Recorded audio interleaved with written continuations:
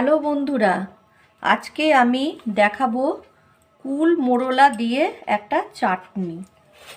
এটাই লাগছে আমার কুল মোরলা মাছ, চিনি, নুন, হলুদ, 5 ফোড়ন আর 8খানা শুকনো লঙ্কা। এবার আমি সরাসরি চলে আসছি গ্যাসে। গ্যাসটাকে জ্বেলে নেব। নিয়ে আমি একটু বেশি তেল দেবো যাতে মোরলা মাছগুলো ভাজা হয়ে যায়। এবার তেলটা একটু গরম হোক। তেল গরম হয়ে গেছে।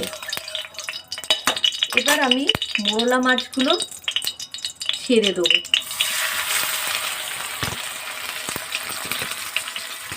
আস্তে আস্তে দেবেন, না হলে হাতে তেল ছিটকে আসতে পারে। এবার একটু ঠিক করে দেবো খুন্তি দিয়ে।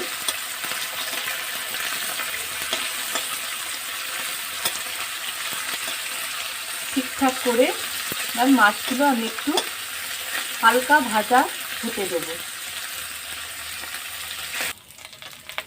বন্ধুরা, এই দেখুন মাছগুলো হালকা ভাজা হয়ে গেছে। এবার আমি একটু উল্টে দেবো। আস্তে আস্তে উল্টাবেন, নাহলে ভেঙে যাবে। যেহেতু আমি কুলের চাটনি করব মোরলা মাছ দিয়ে, তাই আমি খুব একটা বেশি ভাজিনি, হালকা করে ভেজে নিলেই হবে। এই দেখুন, এই যে আমার সব মাছগুলো উল্টানো হয়ে গেছে।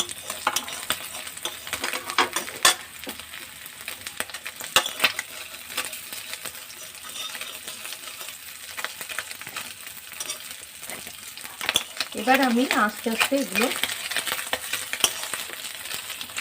একটা জায়গায় তুলে নেব।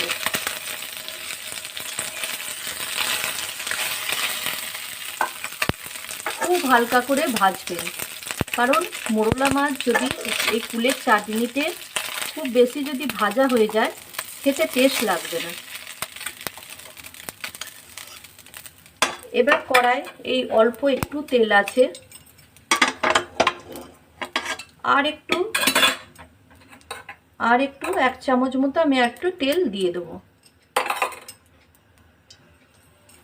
এবার এই তেলেতে একটু গরম হয়ে গেলে, হালকা একটু গরম হয়ে গেলে একটা শুকনো লঙ্কা